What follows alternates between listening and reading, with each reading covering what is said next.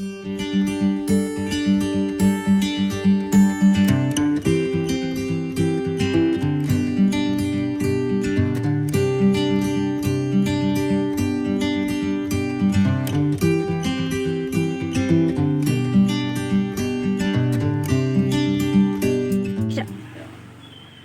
warahmatullahi wabarakatuh. Waalaikumsalam warahmatullahi wabarakatuh. Perkenalkan dulu, nama saya Octavian Dono Pratama. Ini saya di sini selaku ahli gizi perwakilan dari RSUD Temanggung akan melakukan konseling kepada Bapak terkait kemarin kan sudah dilaksanakan intervensi selama 3 hari itu ya, Pak? Ya, Ya. Ini pertama kita ini dulu mau timbang berat badan sama tekanan darah dulu boleh? boleh. Silakan. Bunyi kan?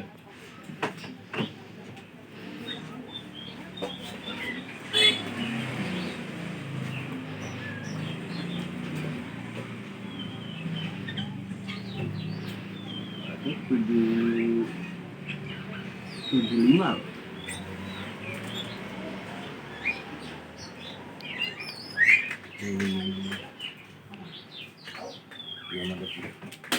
Kemarin terakhir 75 juga ya? Nah, itu lagi. Iya, soalnya Kamu ya. 75. Berarti belum ada perubahan. Ini mau cek tensinya dulu, Pak.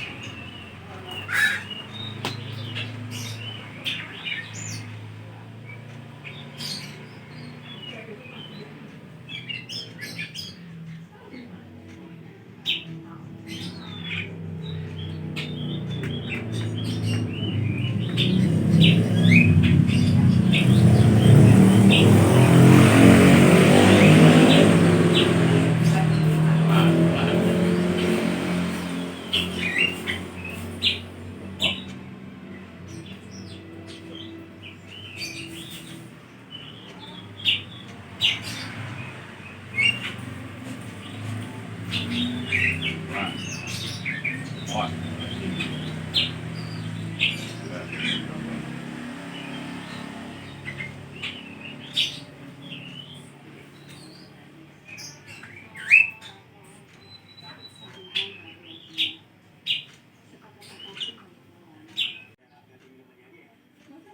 Ya, hasilnya 135/85 ya.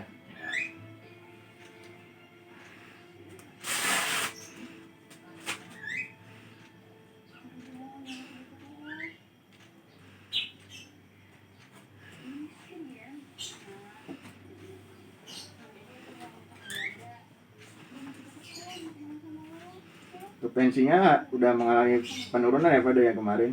Iya. Ini 60. 160/90. Nah, ini untuk hari ini saya ada pemberian leaflet buat Bapaknya. Nah, mungkin saya jelasin dulu kali ya. Ini Iya. Nah, ini kan isi leafletnya. Ada yang kemarin kita intervensi penyakitnya itu ada hipertensi sama dislipid ya. Terus ini juga ada pengertiannya.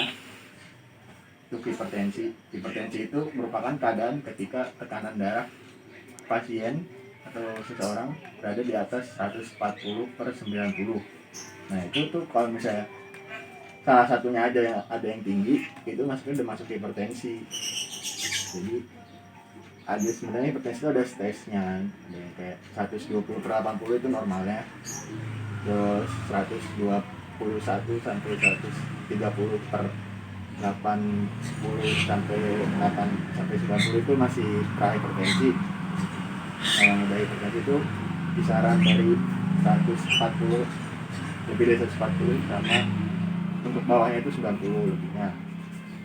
Nah kalau bapak ini kemarin sudah didiagnosis hipertensi stage 2 ya, jadi hipertensi stage 2. Jadi ini kita kemarin kasih untuk dietnya itu namanya diet rendah garam. Nah terus untuk yang kedua itu kan bapak juga kemarin ada kolesterolnya tinggi ya pak ya. Nah, kolesterolnya tinggi itu masuknya kita ke dislipidemia. Untuk dislipidnya itu ada kondisi kadar kolesterol, itu maksudnya tuh kondisi kolesterol darah pasien itu tidak normal. Nah, karena normalnya itu rata-rata di bawah 200 mg per desiliter darah. Nah, untuk dislipid ini nanti yang dapat menyebabkan kemungkinan untuk terkenanya cardiovascular disease atau penyakit kardiovaskuler gitu, kayak jantung, terus penyempitan pembuluh darah. Nah kemarin hasil labnya juga sama hasil pemeriksaan kardionya kan bapak udah ada iskemik, itu pernah mengalami iskemik. Nah jadi di sini kemarin kita intervensi menggunakan dietnya namanya diet dislipid. Nah ini ada penjelasan dietnya juga. Yang diet rendah garam sama diet dislipid ini bertujuan untuk mengontrol tekanan darah dan kadar kolesterol dalam darah serta meningkatkan kondisi buah. Nah, bapak kemarin dari yang digali datanya tuh konsumsi buahnya kan kurang banget ya pak ya. Ya cuman paling kalau dikasih aja gitu, kalau jarang kalau misalnya beli sendiri. Nah, jadi sini tuh tujuannya itu yaitu untuk menormalkan kolesterol darahnya. Sebenarnya ini kalau cuma dalam 3 hari mungkin pengaruhnya masih belum kelihatan, cuman ini harus dijalanin seterusnya gitu, harus berlanjut untuk menjalankannya. Jadi saya kasih leafletnya, mungkin nanti bapak bisa terapkan lagi. Di sini juga ada prinsip sama syarat-syaratnya. Prinsipnya itu energi, protein sama karbohidrat yang dikonsumsi itu cukup. Terus untuk lemak jenuhnya dikurangi, misalnya kayak gorengan atau makanan-makanan yang diawetkan kayak sosis atau nugget gitu, itu dikurangi. Terus buat asupan garam dapurnya, mungkin pemakaian garam dapur di masakan tuh biasanya kan bapak sukanya asin ya. Iya, mungkin nanti agak dikurangin, lebih dikurangin lagi atau dibatasin sebanyak 1 sendok teh mungkin sehari. Terus untuk yang sebuahnya juga buah sama sayur itu kalau bisa yang dikonsumsi langsung, kalau enggak yang di bening aja gitu pak. Ini untuk yang oseng mungkin agak dikurangin sedikit atau yang terlalu bersantan. Nah, mungkin salah satu alternatif itu yang sayur bayam, kangkung juga mungkin bisa dibikin sayur asem. Ini juga nih contoh makanan yang dianjurkan sama yang tidak dianjurkan.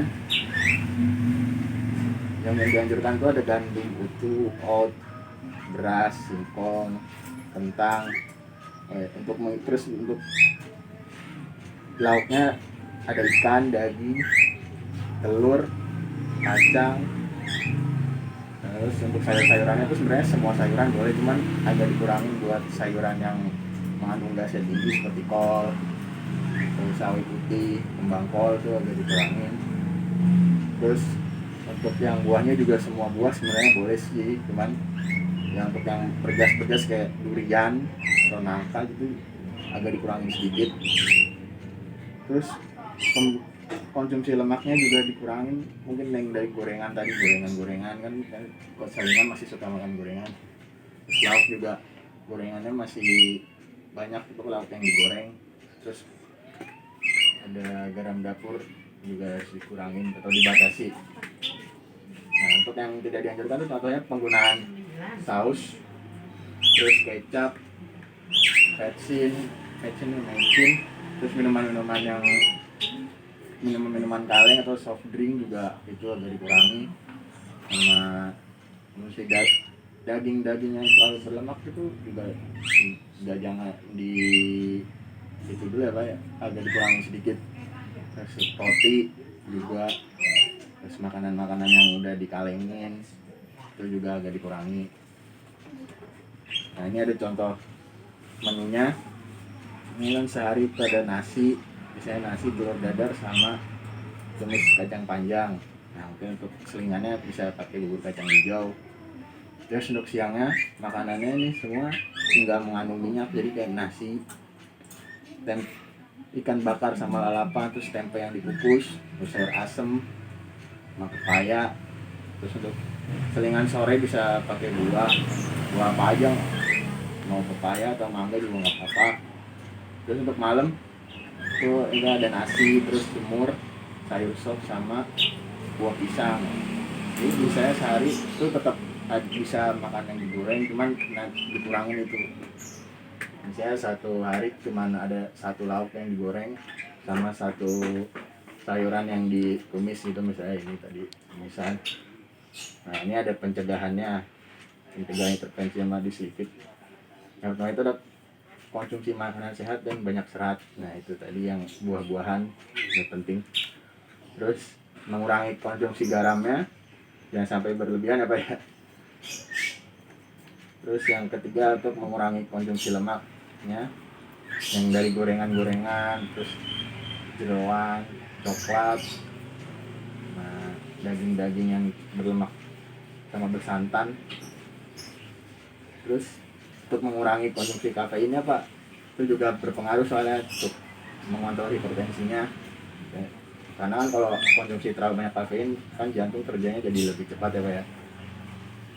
Teh sama kopinya mungkin kalau misalnya masih belum bisa ditinggalin, mungkin misalnya hari ini konsumsinya kopi aja segelas, misalnya besok mau ngeteh, teh aja, jadi kopinya dibatasin apa ya. Terus yang itu ada merokok, kan bapak tuh bukan merokok. Terus olahraga teratur juga bapak udah melakukan olahraga tuh, bersepeda itu teratur, sama menjaga berat badan dan mengurangi konsumsi minuman soft drink. Dengan berat badan itu tadi bisa itu nanti. Jadi ini yang kedua, ini ada bahan makanan penukar. Nah ini fungsinya itu kan misal tadi di menu ada telur dadar sama ikan bakar nih apa ya. Nah nanti itu kan masuknya ke golongan protein hewani. Nah nanti di golongan protein ini nanti bisa juga untuk telur, nanti misalnya mau diganti sama kasih sama telur, misalnya mau makan ayam. Nah di sini tuh telur satu butir tuh setara sama ayam berapa gram, itu nanti ada di daftarnya. Ini itu untuk menyesuaikan juga, misalnya bapak lagi, mohon maaf lagi misalnya mau ada penghematan pengeluaran atau gimana, mungkin nanti misal biasanya makan ikan, mungkin nanti diganti misalnya mau tempe. Nah itu ikan di sini, satu ikan tuh di sini saja tempenya nanti diganti buat tempenya tuh berapa potong gitu misalnya.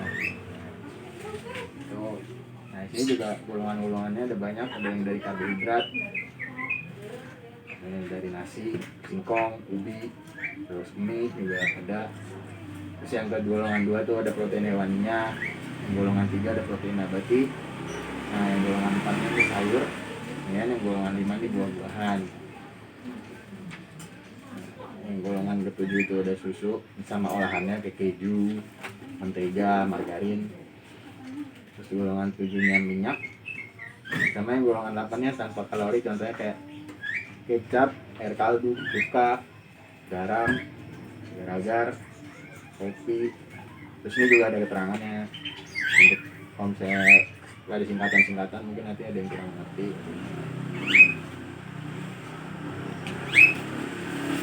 Boleh dibaca dulu.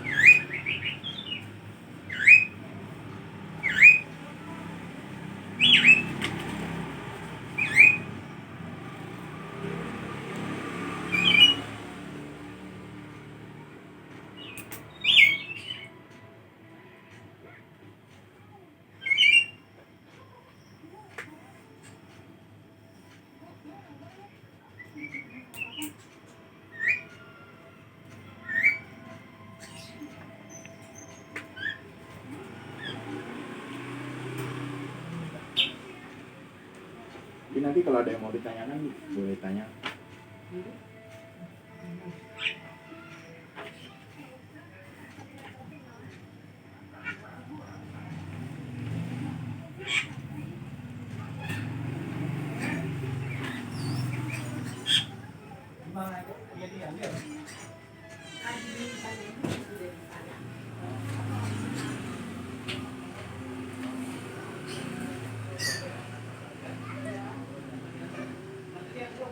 Nah gimana Pak?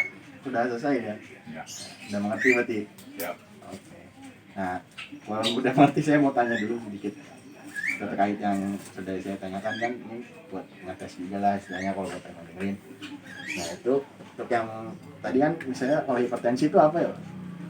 Di kondisi keadaan tekanan darah tinggi di atas kalau untuk normal ya, kita 20 tinggi di atas 140 sampai 90. Ya.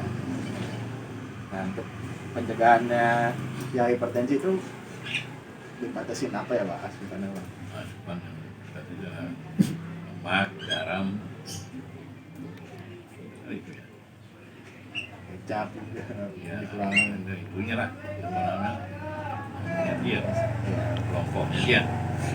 Dan untuk yang dislipid gimana?